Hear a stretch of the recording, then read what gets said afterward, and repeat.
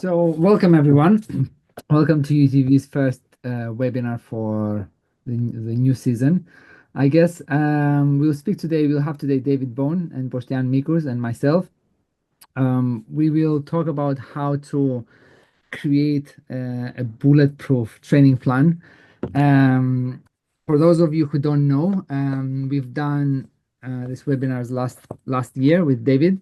David Bond is an amazing coach at Camino Ultra.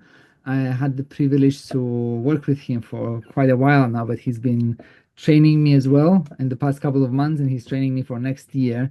So he's an incredible coach. Not just because of his credentials, he won the 200 miler this year and other crazy races, but because of his character and his empathy towards runners, trail runners. And something that I like from David, he never gives you a straight answer. So if you ask him how many kilometers I should do, he'll always ask a question back. It's like, oh, how do you feel today? So he's more go with the flow guy. I'm more with the structure. I need structure to see on my training peaks what kind of distance I need to do. So we'll have David here speak with us on how to create a training plan. We'll have Q&A session towards the end with David, and then we have Boštjan Mikuž. Boštjan is the race director of UTVV, as most of you know. He loves the mountains. I had the pleasure to work with him for nearly 2 years now, and every time I look at his Instagram stories, he challenges himself every single week, well, nearly, in the mountains. So the challenge yourself concept, this is Boštjan's living by it every single weekend, I say, and every single day. So Boštjan is the race director, and I am a trail. So welcome everyone. We will do this webinar more interactive rather than David speaking constantly and sharing tips and ideas. We will start off with David telling us a few tips on how he thinks we should start training and creating a bulletproof training plan. Then we'll talk about obviously other stuff that might interest you, that you might have questions towards David or Boštjan. We'll share as well how to manage work-life balance. I think it's a huge topic because a lot of us we have work, we have commitments, families, children. Well, some of you have children and families. So we'll share a couple of insights of how we can balance that. I can share a few insights because I train a lot for different events. And yeah, if you have any questions, you can always unmute yourself, and then please mute yourself so we can have a pleasant experience, and then just have your videos on so we can have a better experience. David, Boštjan, would you like to add something to our intro? So Alex, I just want to say a huge thank you, my friends, for those wonderful words. As you quite rightly said, we had a brilliant session, didn't we, last year? And what I would like to say is I'd like to encourage this first session to be a little bit more experimental. So when we're talking about structure, the follow-on webinars that we will conduct can get more into the lead up to the race itself and maybe some specifics around, what to do in those last weeks. But I'd like to encourage everybody on the call to recognize that there's quite a few months until the event time itself. And so it really is a time where you still can look at nutrition, new ideas, new kit. You can maybe play around with some of the structure that we'll talk about, Alex, knowing that we've got the time to fine tune these things. All right, Boštjan. Okay, so welcome everybody from my side too. I'm very happy that I can see all of you attended this webinar. Thank you, Alex, for organizing, and have you, David, for joining us and share with us your knowledge. I know it's a very deep knowledge. And yeah, this is actually the first webinar, as Alex mentioned, and it will be another 3 to come. And yeah, we will send you the more info soon about next webinars. But for today, I would like to start immediately so we don't waste the time with talking too much for myself. So let's, David, it's your time to go on. But also, if you have any question, all the participants just maybe ask or maybe write a question in the message, so we can prepare with answers. Yeah, I think it will be a good spot to start to see where is everyone from. So if you can put an emoji of your country, where you're from, in the comment section in the chat box, so we just can have a better understanding, and then maybe we can do a poll as well to see where are you, because different people have are in different journeys in terms of trail running. Some people run 50K, some people are just starting out, some people are transitioning, some people are doing their first 100-miler. So if we can put the emojis so we can see. Patik is from Slovenia, Czech Republic, Slovenia, nice. Austria, Netherlands, Croatia, amazing. Austria, Spain, Dutchman living in Austria, Slovenia, Netherlands, Slovenia. Monica, you can unmute yourself, and if you can turn on your video and ask us.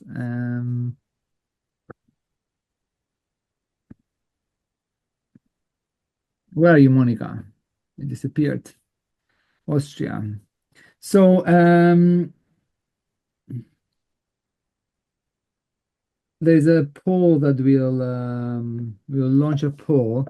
If you can answer on your screen, it's an anonymous poll. How many ultras did you run so far? And we can see where most of you are. So more than 5. I'll leave it for a minute. You have 28% more than 5, 25, 30. Cool. David, in the meantime, can we start by you sharing some insights? The UTVV is in six months. Yeah. I think the first question is, like, obviously, as the title was, how do we create a bulletproof training plan that guarantees that we will have a good race? Because what I noticed from a lot of trail runners, they leave it till last minute, till last month. It's like, oh shit, I have to do now this, I have to do long runs. But we have like 6 months. And with you, what I learned in the previous couple of months coaching is, like, you're very like, don't do everything all at once, do step by step. Do, like, today I had 3 times 15 endurance block. And previously, before I worked with you, I thought that you need to do every weekend a long run, like 50K. So in my head, UTVs in 6 months, I'm doing, let's say, 100 kilometers. What is the best strategy for someone to start from now and not to feel overwhelmed? Yeah, I mean, well, firstly, I mean, that's a great word, isn't it, Alex? You know, the sort of sense of you know, where we position ourselves. So everybody on this call today has, you know, signed up for an event, and that event has a certain distance, doesn't it? And it could well be that for many people on this call, that distance represents either the longest distance that they've ever set about looking to achieve, or it could well be that there are some very specific goals that people on the call have for that event. So maybe, yes, they've done the distance before, but they could be people returning to the same distance at UTVV, or they could have done a similar distance at another event, and they're choosing UTVV for the first time. So I think, Alex, it's really important for everyone on the call. I like the idea of getting a piece of paper and a pen out, using some old style methodology, and just sketch out, the visualization piece. So let's just take, for example, the 100-kilometer distance. As you said, Alex, we've got 6 months to go. Let's just start to sort of map out where you currently are. How much of a stretch is, where you're heading towards. So, for example, if we're looking at 60K, then, maybe we split those 6 months out into 3 nice blocks of 2 months. And so we really need to set ourselves a target between now and the end of that 2 months, with some element of distance involved.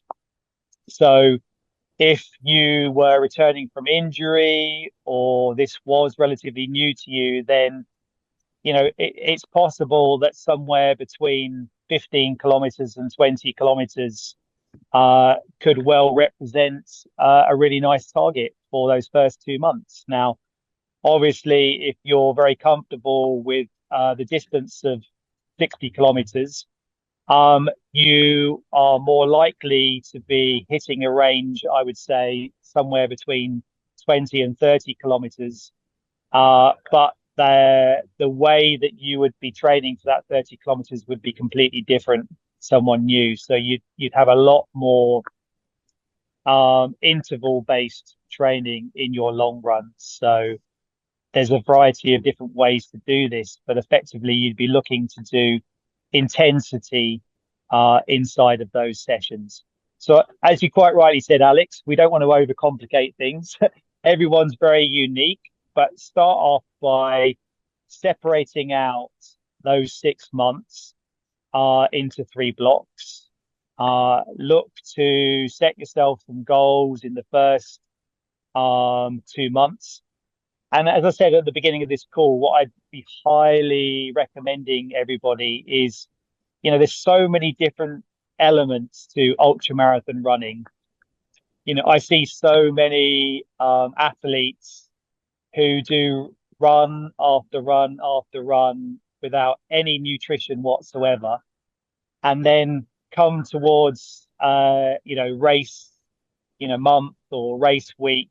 Suddenly they're starting to try different gels or flapjacks or electrolytes, and they're reporting that they're getting sick or they're feeling uncomfortable. You need to be as disciplined in your training with reviewing UTVV as a specific race, understanding. So again, if we go back to the 60-kilometer idea, have you studied the course?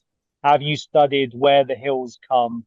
Have you studied, what type of elevation and the frequency of the elevation comes in your specific race?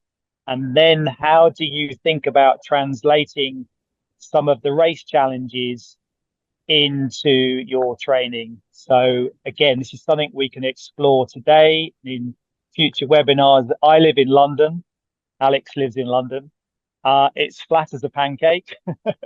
So if you're going to do big mountain-based ultra marathons, how can you be disciplined? How can you do some calculations around how much elevation you might do per hour?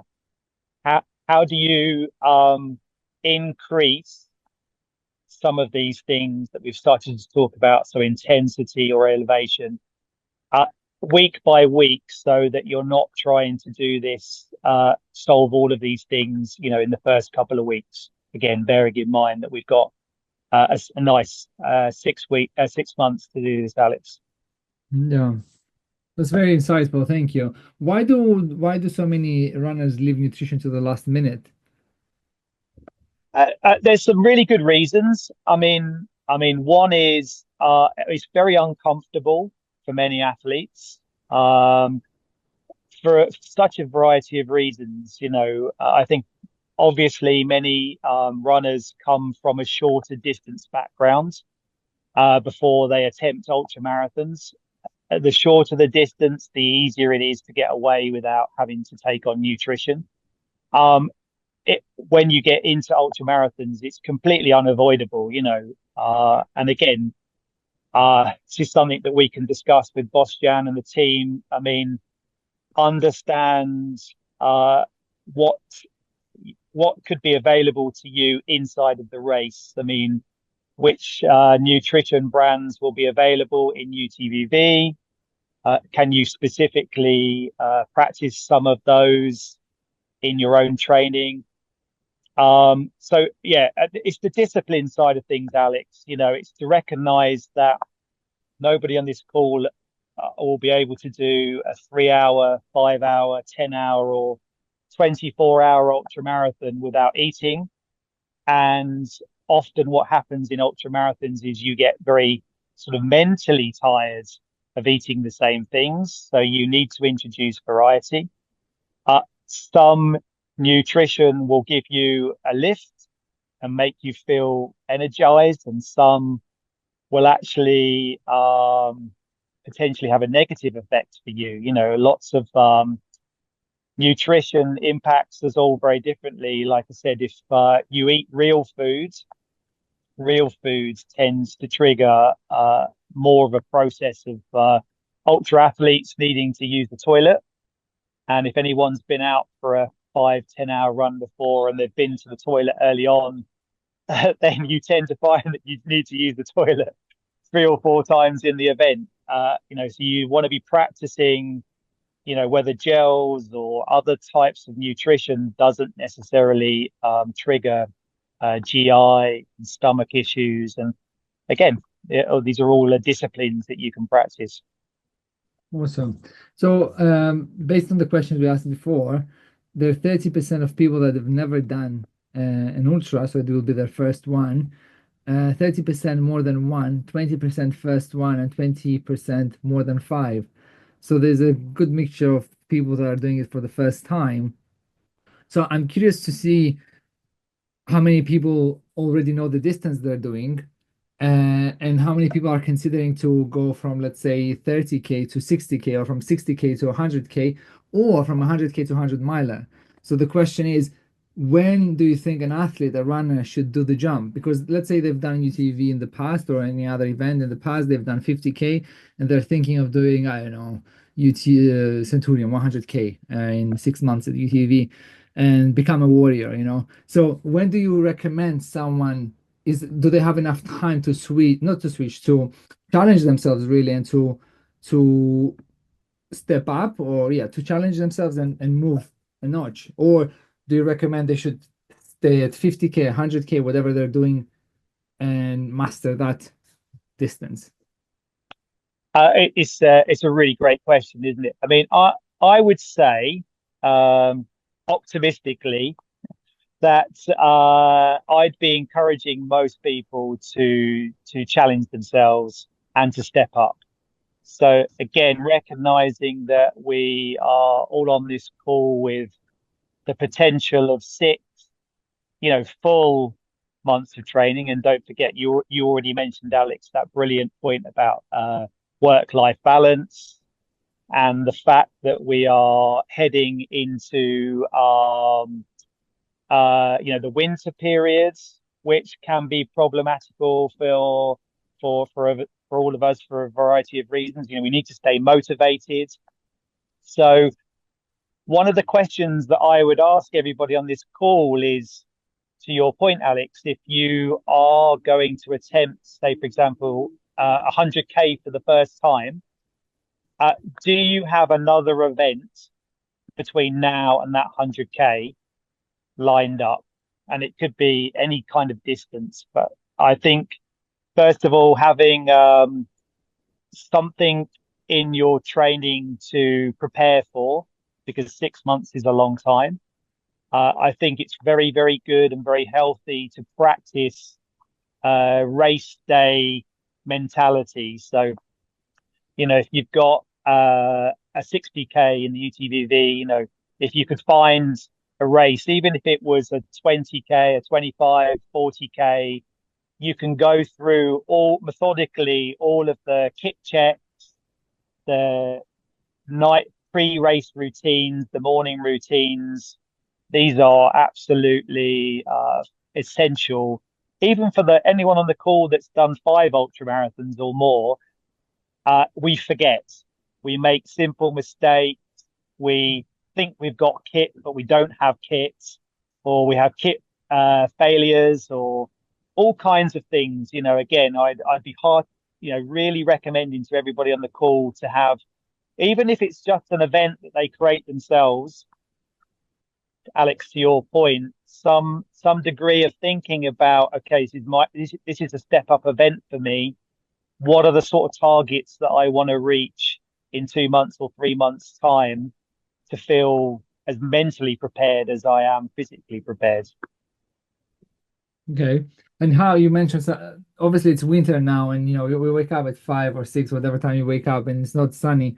How do we find the motivation and the inspiration to go and train? Because obviously, we might think, oh, it's 6 months, it's okay, I'll skip around. How can we find that motivation and inspiration to get up when it's raining or when it's cold or when it's uncomfortable?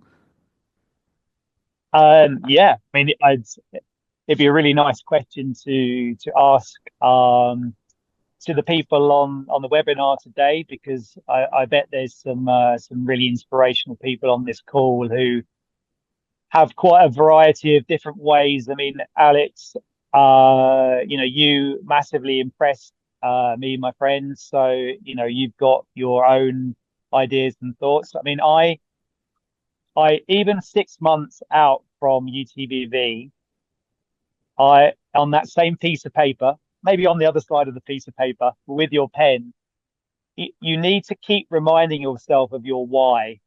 Why did you sign up to UTVV and not maybe another local race in your country? Why did you sign up to that distance? And if you are stepping up, why have you decided to step up? Now, in order to help you, Alex, there's a whole series of things that you could think about to really, make, to encourage you. So for me personally, I like to do things very socially. So my why could be me plus other people. So, if I go to an event where I've been coaching people, Alex, then the why is to see us all succeed. And the why is to see us all meet once every month to do a training run together. And my why could be that, there are other people that inspire me, and I try and find ways in which I get involved in their projects. So again, so many different ways to do this, Alex, but it is a really important element of ultra marathons that perhaps exists way beyond shorter distances, when typically the why might just be as simple as a PB, isn't it? Like, I want to do a marathon PB. And if you don't think you're going to do it, your why becomes tiny and you give up. Whereas, the beautiful thing about ultra marathons is it's quite often just a challenge to go through the journey, to really, think yourself a little bit deeper with, not obsessing so much now about the race, but to really enjoy the process. And for me, part of that process is getting up. Not every time, Alex. I don't like getting up at 5 a.m. for every run, but for me, I do acknowledge that ultra marathons are potentially, for the people on this call that are doing some of the bigger ones, you're going to have an early start, you're going to have a late finish. You typically could be going through the night.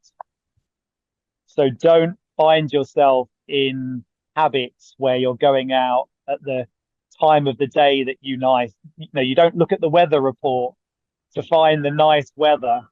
Just discipline yourself to go out in the worst weather. Different times of the morning and the evenings will make you a better athlete and make you more disciplined for what's about to come.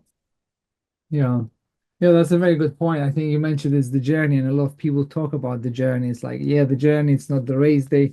But yeah, I think I myself, I'm learning more to understand more. It's the process, is the daily basically habit. So something that helps me to go and run and go to the gym every day is like, this is a non-negotiable anymore. Even if I wake up late, it's a non-negotiable. Even if I travel, it's like, no, I have to do this because I get to do this. So for me, I changed the wording. I don't have to go for a run. I get to go for a run because I have the body, I have legs, and then obviously stuff like gratitude runs and stuff that you taught me with coaching. It's like, well, you get to go for a run, and if it's 6 a.m. and it's raining, that's amazing. And you mentioned something running in the night, and a lot of people that are doing Emperor, I think they're going to be going through the night. Yeah. And for me, I've never run in the night previously, like 2 years ago, and I was petrified because I'm scared of the night, and obviously, there are different elements in the night, and I was like, I don't know. So I had my race this year, and I think it was you on one of these webinars that you said you have to go and just try and running in the night. And I did that, and it helped me in my race. So what can you, because obviously people haven't been here before, what would you recommend to someone like previous Alex who was scared to go and do a night run, and I'm doing an Emperor in 6 months, and I was actually neglecting it. I was like, it's okay, I'll do it later. I'll do it later because I'm so scared of the dark. And Yeah. yeah, Emperor is in 6 months. So let's say I want to challenge myself. Right. I've done 100K. UTVV 2025, I'm going to become a warrior and do Emperor and get the Emperors get a ring as well when they finish. I think Boštjan, yeah, they get a ring. So I want to get that, but I have to do the hard part. I have to do the elevation and the night. So what would you recommend someone like me would do or thinking? Alex, the point that you beautifully framed the beginning of this session about sort of one of the things that I taught you, which is to really crystallize, one element in the potential, training run that you're going to do, and not 5 elements. So if anybody on this call has got some natural apprehension, they've got some genuine kind of safety worries, don't do what I was about to say, which is to sort of, I'm sure on one of your training events, I told you to go to a completely new place. So typically what I say to an athlete is, don't run from your home, but, get public transport. Say your training run is 15 kilometers. What you're aiming to do is to maybe get a bus or a train or a taxi 15 kilometers away from your house and to a place that you've never been before, and navigate your way back home. But again, I'm not recommending that that's the first thing you do after this call. I'm saying that figure out the things that concern you most. I mean, for a lot of people, that could be navigation.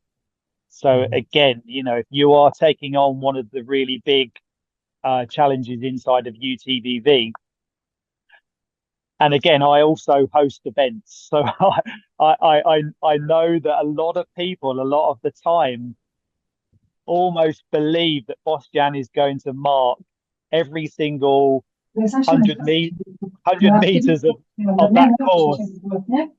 And we know, don't we, Boštjan, that if someone happens to do a long stretch on their own, they've got to be prepared. They'll be prepared for that isolation. They've got to be prepared that they may find themselves off the course, and that will come with a fear of. So you practice those things. So find a way to go slightly on a unique route, Alex. download different routes onto the device that you're going to be using in the race. Leave home not at night time but at dusk, so that you can kind of familiarize yourself, and then maybe spend a bit of time practicing some night stuff on that last sort of half an hour before reaching home. And over the course of winter, gradually increase that. So again, don't find yourself a long way from home, and then the weather changes and it's very cold, and you find the tech doesn't work, and you're practicing nutrition. Just try and do these things kind of incrementally. And as I said, you're in a really nice phase now where you've got 2 months to be practicing quite a variety of things.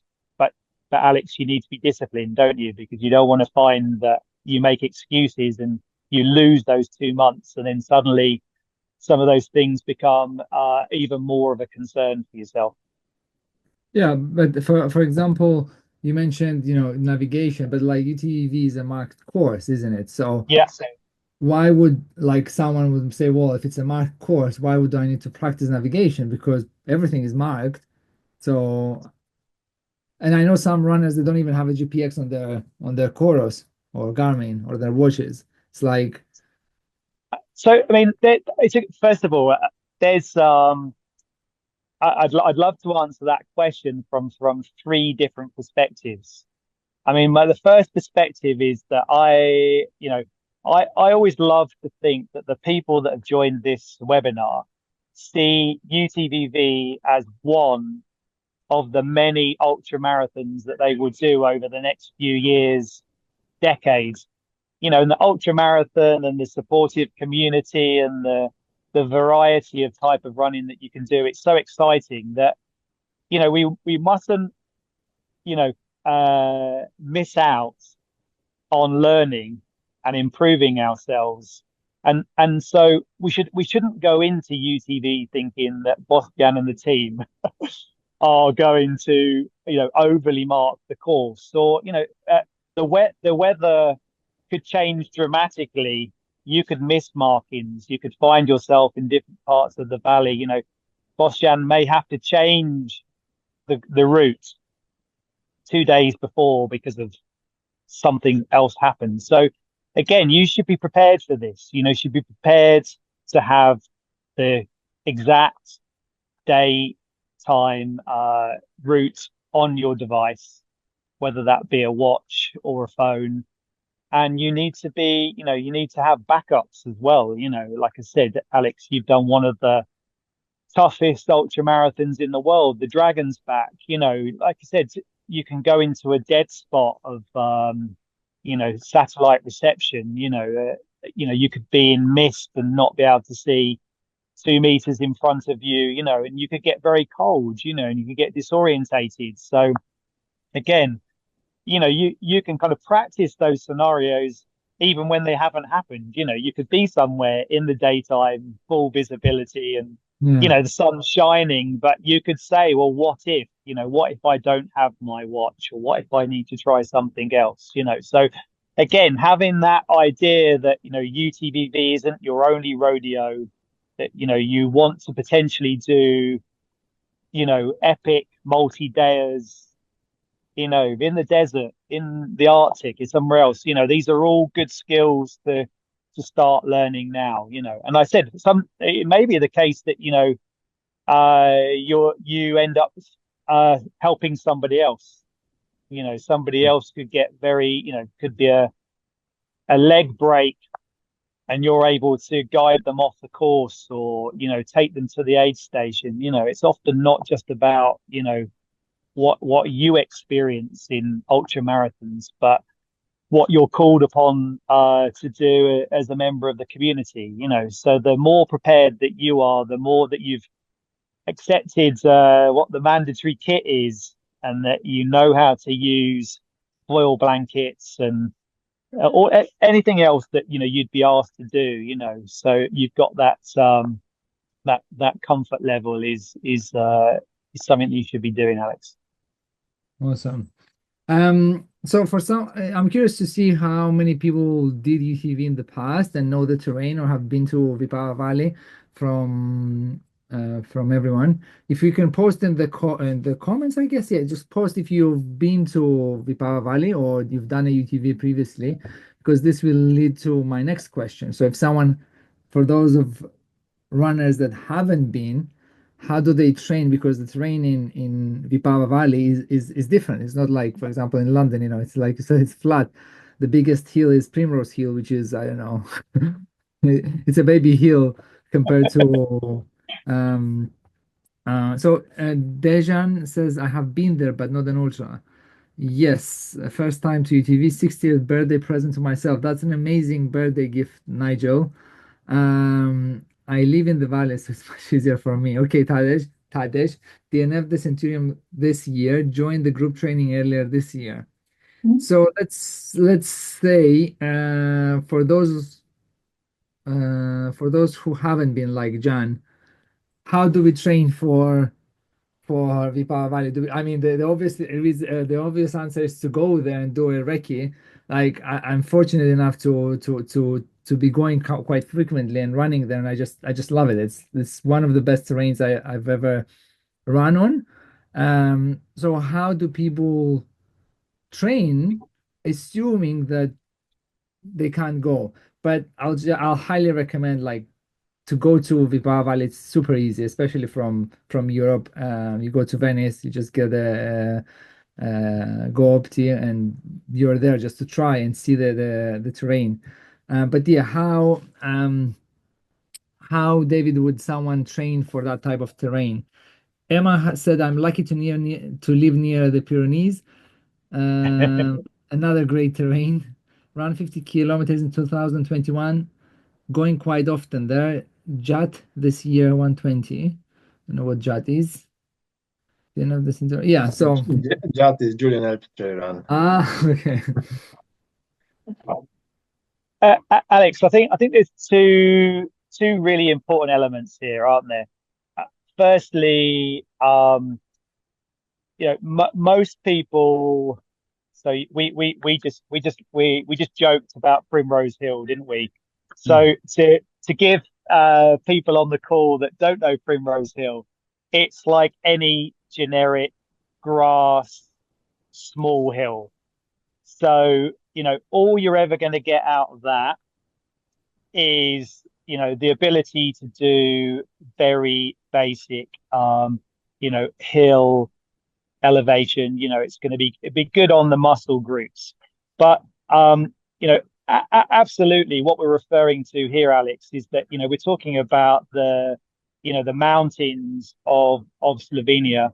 So you've got to ensure that for one weekend, a couple of weekends, whichever country you live in, you need to make the investments to go to the most relevant mountain type terrain that you can find.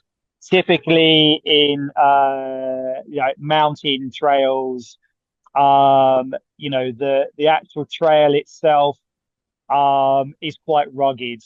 So you've got stones, you've got loose stones, you've got ruts.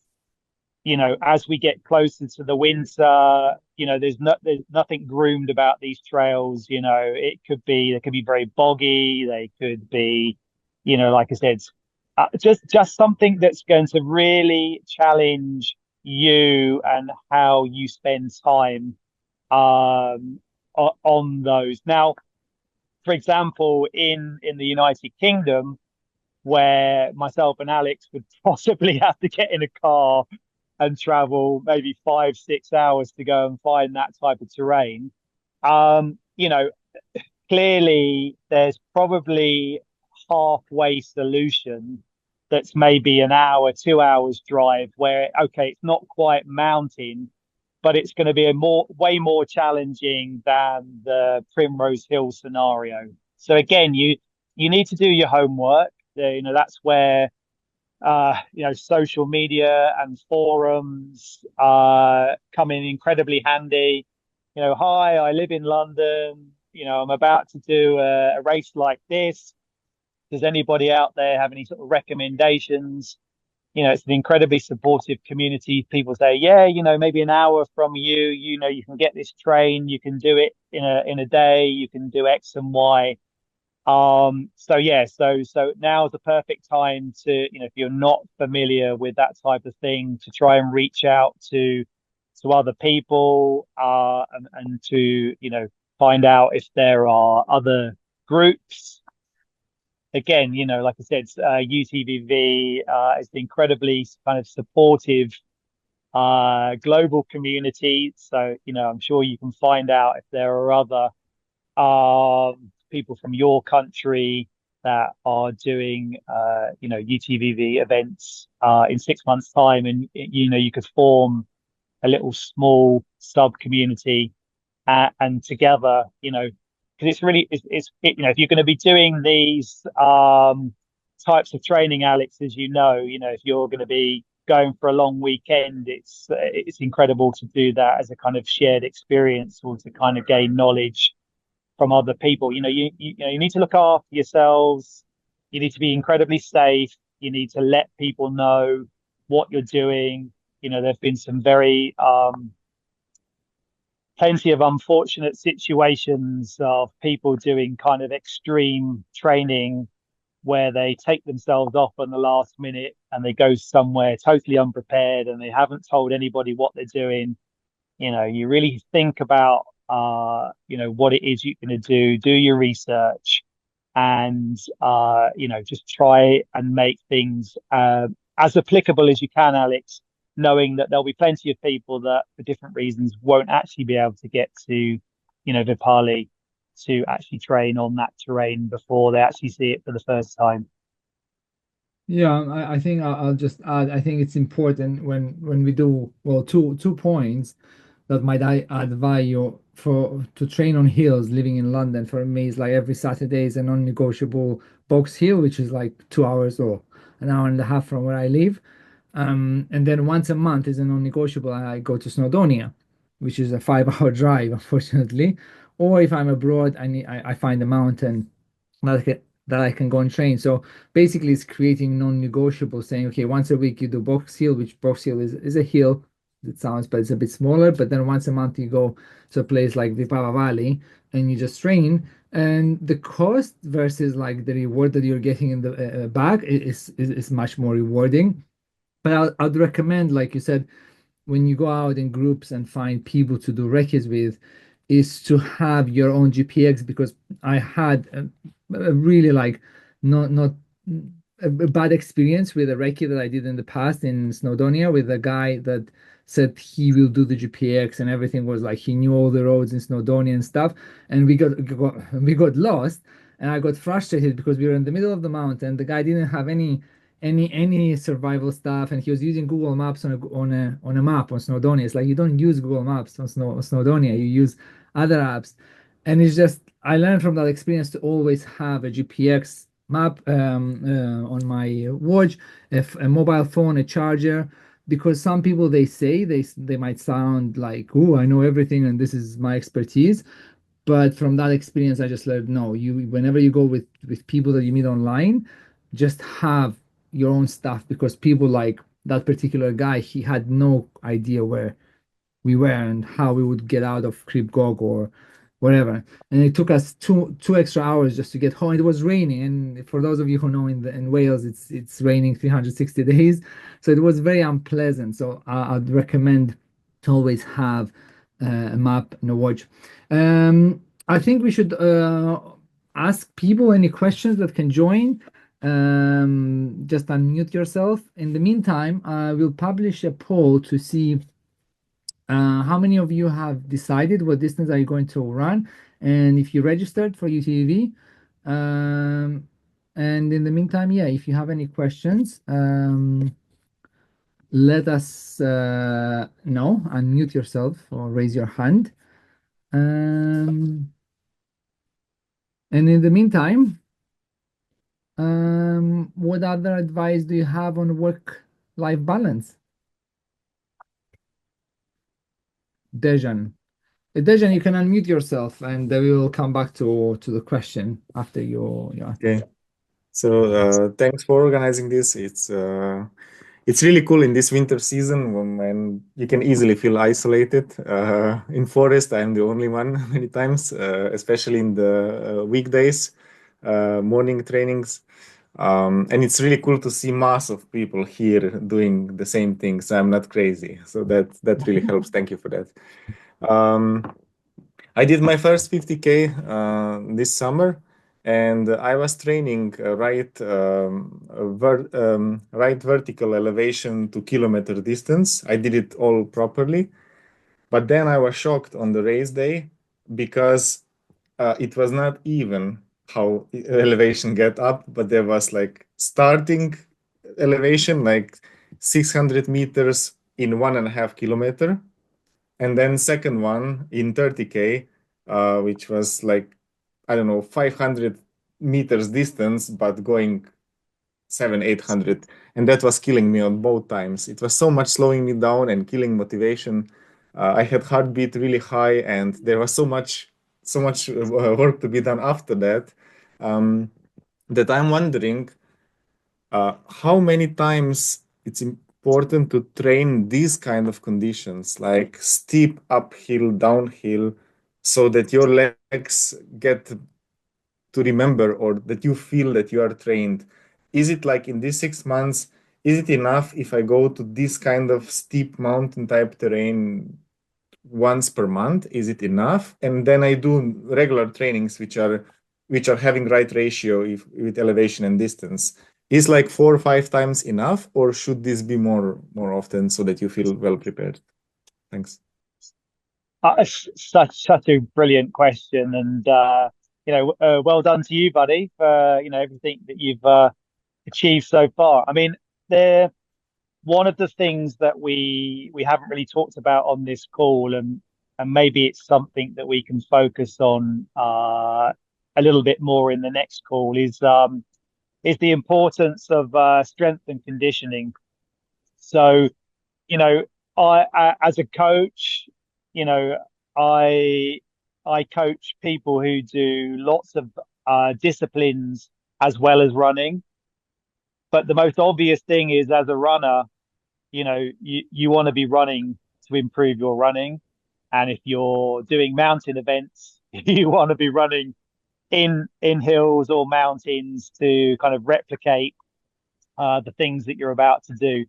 But there's a huge amount that you can do by, properly focusing on kind of core muscle groups for mountain training. So it's as Alex has mentioned many times already, it's non-negotiable for people on this call about to do UTVV.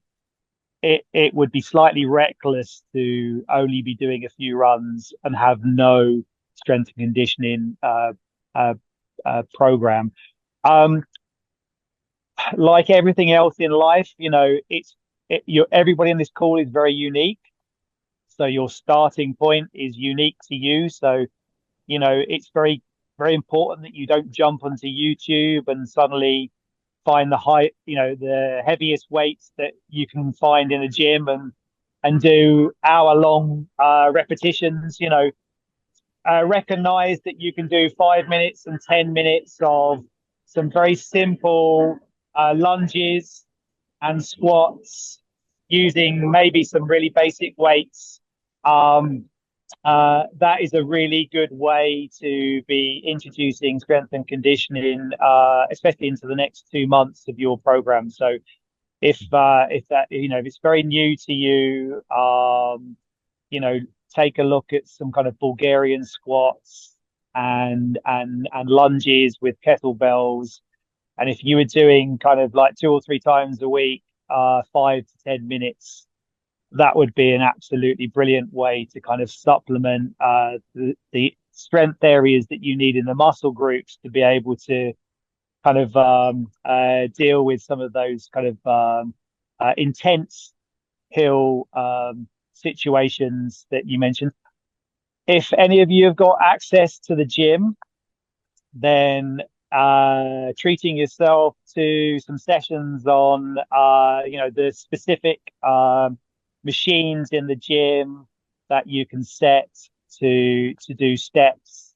So obviously a Stairmaster is a great example of a lot of things that you need to be doing in UTVV aren't run based, they're hiking based, and as you said, the intensity of kind of going up very steep terrain, typically very early in an event. If any of you work in an office and that office has got like several flights of stairs, then I've been known to sort of do meetings walking up and down flights of stairs for half an hour or an hour. Again, the discipline, isn't it? It sounds awful. It is. Sounds like, repetitious. It is. But, the more that you do it, the benefits will pay off in the long run for the type of steepness that you're going to. You also mentioned I was coaching an incredible lady, Sarah, who did the 60K in the UTVV this year. And yeah, she was quite shocked by, how long some of those inclines were in UTVV. Again, part of it's mental. It's a mental challenge, isn't it? You look up and you go, oh my God. What I say to a lot of people when I'm coaching is that actually a lot of really good training prepares you for the recovery phase of ultramarathons. So actually you can do a lot in UTVV through grit and resilience.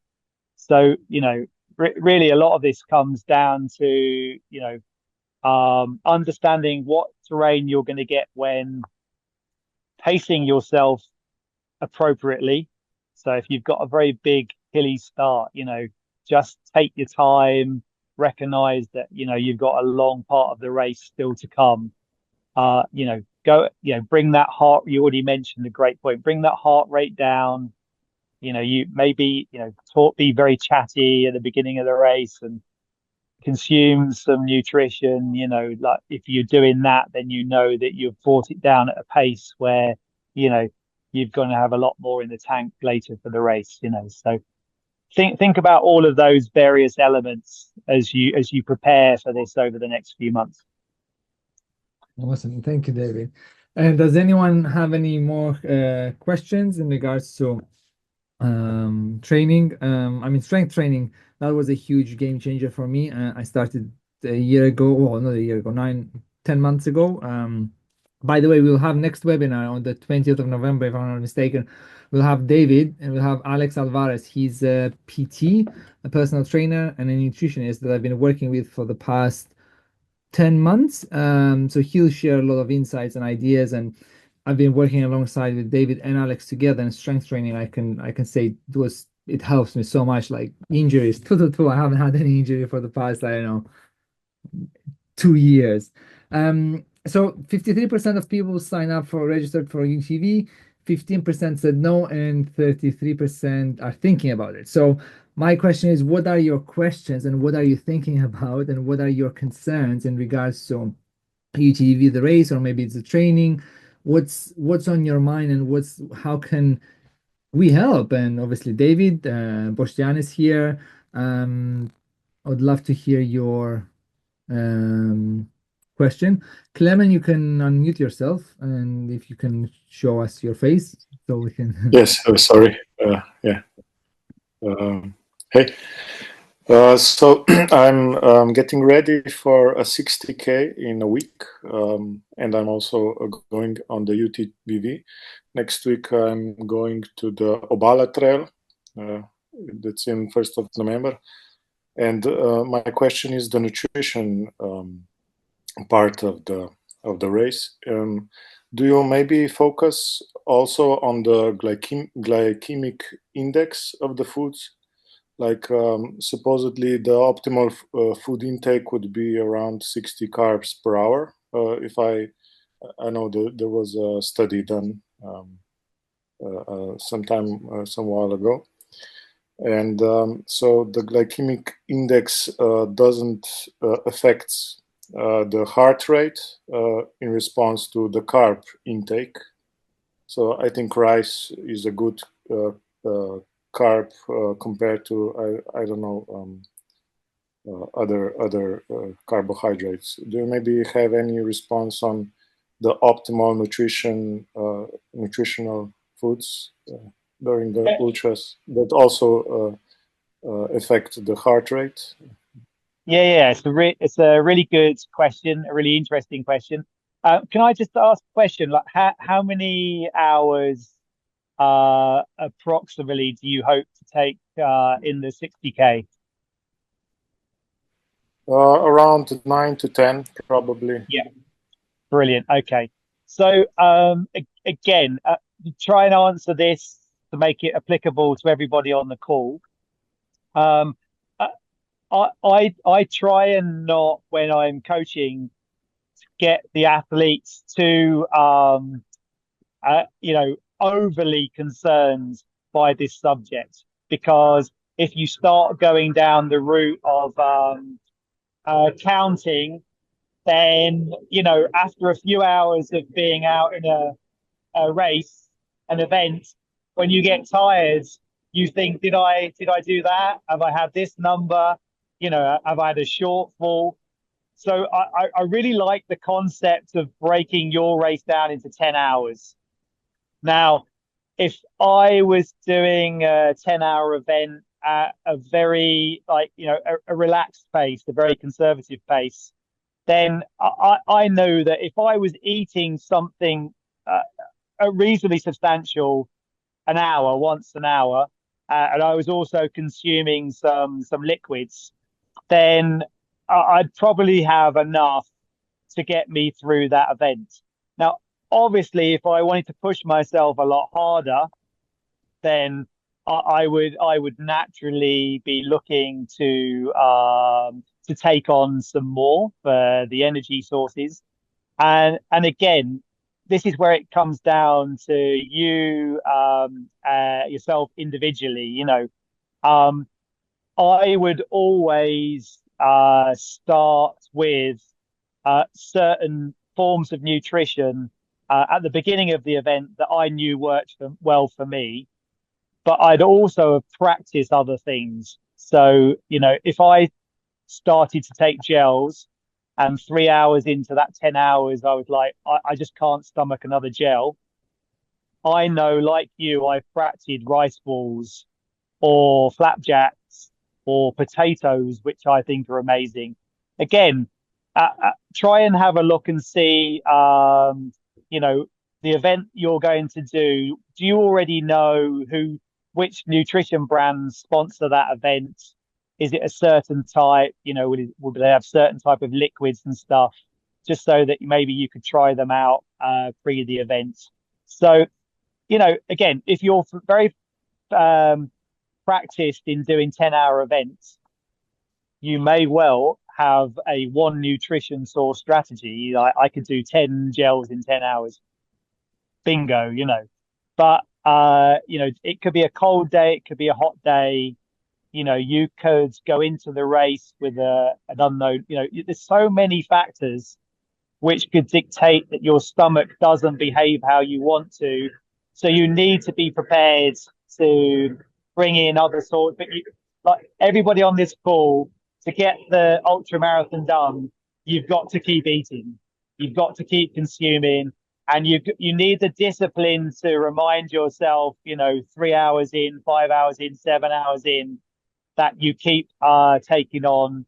So again, for me personally, I might have 3 gels in one pocket and 3 gels in another. And when the 3 gels have gone from the first pocket, I go, I'm 3 gels down. And I go to my backpack and then I get 3 new sources of nutrition out and I stick it in the spare place and I move on to the next place. And I go, okay, I'm 4 hours in. So I just use certain techniques to try and keep reminding me. I work out how many aid stations there are in the race. Okay, in your race of 60K, let's just say, for example, there are 6 aid stations. I mean, there may be 3. But okay, so I will divide the food that I take between the start and the first aid station. And then I will typically take something specific from that aid station. So I also know that I've got certain food coming into me on those aid stations, and also it just mentally helps keep me more motivated. I'm quite durable with taking quite a variety of stuff, and obviously that doesn't work for everybody, you know. So again, practice trying different things even in your 2 hour, 3 hour long runs. Everybody, you know, just practice. Maybe do a potato 2 hours, and maybe do a rice ball and a flapjack, you know, and just see how you get on, you know, because you may find that there's other food sources that you adapt to and you find are okay, you know. So it could well be the thing that saves your race, or, you know, gets you through to the next aid station. What about you, Alex? What did you eat in your 6-day multi-day? I think I sticked with torque. So I used, but I mixed it. Because I know I don't consume gels anymore. I use bars, solid food. Dragon's Back doesn't have any checkpoints, so it was obviously everything on me. But from previous races that have checkpoints, like in Pyrenees, my strategy is use bars as much as possible, and the checkpoints use solid foods like tomatoes or savory, because I get sick. But from hearing your answer, David, I think just test different things. Like, it took me quite a while to understand what works for me best, and I just figured out that torque bars and jellies work best, and then solid foods like tomatoes, potatoes, were like stuff like that. So that works really well, and I haven't had a problem. One of the top tips I would say to everybody on this call is practice consuming more than you've ever done before. Just practice it. Now, it may be for a variety of reasons it doesn't work or it doesn't go well, but, you know, ultimately the more you can put in, then the more energy you're going to get out. And, you know, if you are in any race in UTVV, if you're looking to be a little bit more competitive, then you should be doing this. You should be, like I said, so I often meet athletes who, you know, or people who are doing maybe their first ultra marathon, and they say, I don't want to try gels. And I say, well, what gels have you tried? You know, there are hundreds of manufacturers of different gels. There's vegan gels and baby food type gels, and there's sugary gels and caffeine gels. The concept is it actually is something that you can consume easily, which is you're doing an event on the move. So you don't really want to be unwrapping a chicken korma and eating a meal. You know, just because you can doesn't mean you should be doing it. So, you know, try and think about, you know, there's jellies, chews, which are essentially the same as gels, but just in a different format again. So, you know, just check and see what's out in the market, buy a few different random things. But again, like, don't underdo this in your training. You know, maybe try and see if you can do more, see how it goes. And, you know, if it doesn't go well, at least you've tried it, and then you can kind of hone down the things that work well for you. So, as we've mentioned already, when you get closer to the actual race day, stick with what goes well, stick to what's working well, and just do that. Yeah, and because we have more questions, but we run out of time. Can we answer the following 3 questions quickly, David? So the 3 people that asked, and we can wrap it up, or they can reach out to you personally, Camino Ultra, send an email. Yeah. What Let's answer the 3 questions, and obviously, if anyone's got more questions, then of course, send them to Boštjan, to me. We'll happily answer more questions between this webinar and the next one. But let's do 3 quick questions. Okay, so step up from two times. Martin finished 100K twice, and it's thinking of 100 milers. What does it take? So I would say the really important thing is the non-running side. I think Martin can translate having achieved 100K to 160K, but really think about the resilience and the other stuff that you need to think about, which is the gratitude stuff that you've already mentioned, Alex. Like we call it the toolbox, don't we, Alex? So you need to start getting things into your weekly routine that aren't just running, because they'll help solve the problems that Martin will typically find between 100 and 160. But purely down to effort levels and running, I'm sure he could do it and no problem. Awesome. So Blas is asking, every year I have 2-3 cases of cold, virus infection of upper respiratory tract, sore throat, etc. It seems it slows the progress quite a lot, and it seems like one step forward and one step back when training. What to do in those cases? 2 tips. First tip, there in the UK, there is a product called First Defense. It's used by all ultramarathon runners. So basically, it's something that you take proactively rather than when you get the virus. And then the second thing is, when you get towards this time of the year in the winter, you need to massively increase what we call the anti-inflammatories. So like berries, blueberries, ginger, just Google it. But, if it's not in your diet, get it in your diet. And if it's in your diet, increase it. So be taking more things that will naturally aid the body's immunity and bring down inflammation, which typically comes from other areas, as you increase your training, which is a form of stress, isn't it? So you need to be thinking about recovery. You need to be sleeping better. You need to stop watching Netflix at 1 a.m, and you need to go to bed at 10, and use all your phone or your watch to observe your non-running related data. What are your stress levels? When do you get stressed? What quality of sleep are you having? This is a great 2 months period to go down to some wonderful rabbit holes of non-running related stuff, which is effectively going to benefit your running and training in the long term. Yeah, I'll just add quickly. I'd say that's the best free medicine that we all can get is sleep. Like sleep is so important. But I'd add magnesium as well, because I used to get sick because I fly frequently. Magnesium and zinc. But sleep, and it's like now it's past my bedtime because I sleep at 9. So somebody else mentioned it's 20 minutes too. Last question. Sorry, I don't have a microphone. How do you pace your training plan, and how do you increase the load to avoid injuries? Is it enough just by sticking to gradually increasing the volume?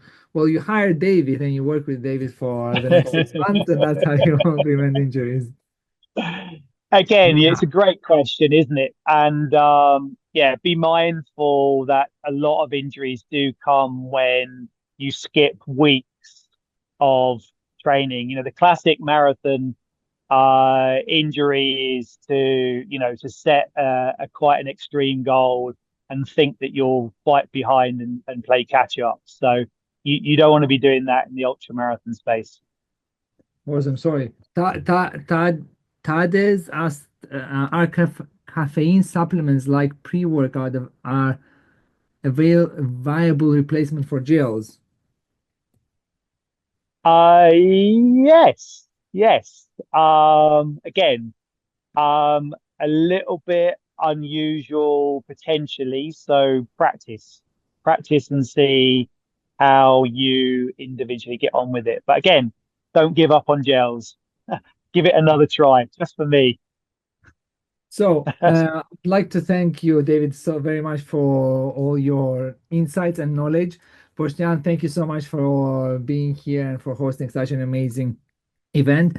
For everyone else, we have the next webinar on the 20th of November. You can go to UTV's Instagram account or Facebook. If you have any questions to Boštjan or to David, you can find Boštjan at UTV website and David at Camino Ultra. If you just Google Camino Ultra. Eva wants to join us now that we are finishing. Eva, next time. But for those of you who enjoyed the webinar and joined the webinar, thank you very much for joining us tonight and asking all the questions. If you haven't registered, sign up for UTV, because now I think is the best time, because you have 6 months obviously to train.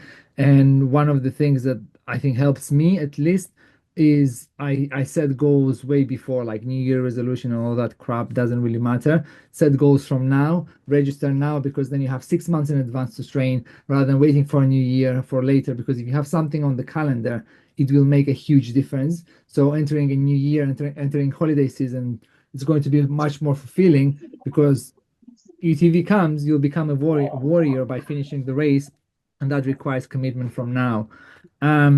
So yeah, that's it from me. Thank you very much. I don't know if David, Boštjan want to add something. I love it. Yeah, it's such an amazing community that joins these webinars, and I wish everybody luck over the next few weeks, and yeah, look forward to the next one. So thanks, Alex. Thanks, Boštjan. Yes, some words from me. Thanks, David, for amazing answers and the discussions, and also Alex for moderating, great questions, and all the participants for great questions and good discussion. I love it to be here, and looking forward for next webinar. Thank you guys, and good night.